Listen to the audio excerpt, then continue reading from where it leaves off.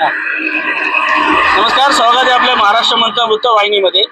उत्कृष्ट महानगरपालिकेचे निकृष्ट दर्जाचे काम या आपल्या वृत्तमालिकेमध्ये आज आपण पिंपरी चिंचवड महानगरपालिकेच्या आणखी एका निकृष्ट दर्जाच्या कामाविषयी माहिती घेण्यासाठी भक्तिशक्ती येथे आलो आहोत। येथे काही महिन्यांपूर्वीच येथे जे आहे ते नवीन बांधकाम करण्यात आले होतं। नवीन पुलाचं जे बांधकाम करण्यात आलं होतं भक्तिशक्ती येथे। पण तर या निकृष्ट कामाविषयी जे आहे ते पूर्ण माहिती घेण्यासाठी इथे सामाजिक कार्यकर्ते आहेत तांबोळे साहेब, तर यांच्याशी आपण बोलणार आहोत की या पूर्ण माहिती घेऊ हे संपूर्ण प्रकरण काय। तर एकंदरीत तांबोळे साहेब की हे जे निकृष्ट दर्जाचं काम आहे, ज्या प्रकारे नागरिकांच्या आणि तसा जीविताला जो धोका येता निर्माण करणारा असे निकृष्ट दर्जाचं काम केलेलं आहे, तर याविषयी आपण काय बोला? बघा काय विषय निकृष्ट दर्जाचं काम आहे। हा काम काय एवढं खास नाही, कारण या ब्रिज तयार होऊन मला वाटतं साधारण 3 वर्ष होत आले, 2.5-3 वर्ष झालेले आहे।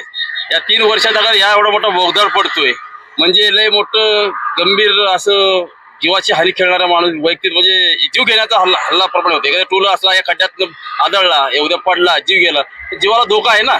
त्यामुळे हा संबंधित ठेकेदार असेल या इथं स्थानिक ज्यावेळी नगरसेवक होते, स्थानिक जे असतील ते त्याने त्यावेळी त्या लक्षपूर्वक काम केलं नाही असं मला वाटतं, आणि त्यांच्यावर आम्ही कारवाई व्हायची इच्छा मी व्यक्त करतो। एका राष्ट्रीय महामार्गावर बांधण्यात आलेल्या पुलाची अशी अवस्था होणं ही कितपत घातक आहे आपल्याला वाटतं?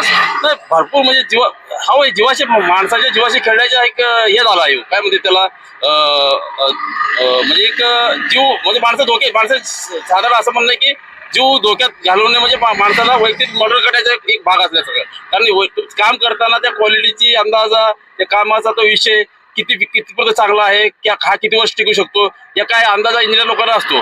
पण ते इंजिनियर लोकांनी काय कुठले दुर्लक्षपणा केले का त्यांनी त्या ठेकेदाराशी संबंधित बांधित होते ते मला माहित नाही। पण ह्या एवढे लवकर 2 वर्षात 2.5 वर्षात ब्रिज खड्डा पडतो म्हणजे ते मोठं चुकीचं आहे असं मला वाटतं।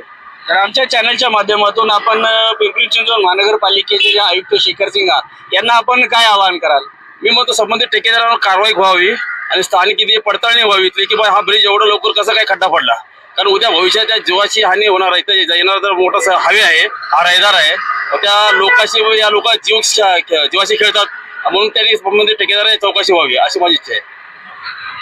तर आपण पिंपरी चिंचवड महानगरपालिकेचे आयुक्त यांना मी आमच्या चॅनलच्या माध्यमातून विनंती करतो की नागरिकांची आणि यांची अशी मागणी आहे की या सदर प्रकरणाची जी आहे ती सखोल चौकशी व्हावी आणि या जे निकृष्ट दर्जाचं बांधकाम झालेले आहे याची चौकशी करून इथे दुरुस्ती करण्यात यावी अशी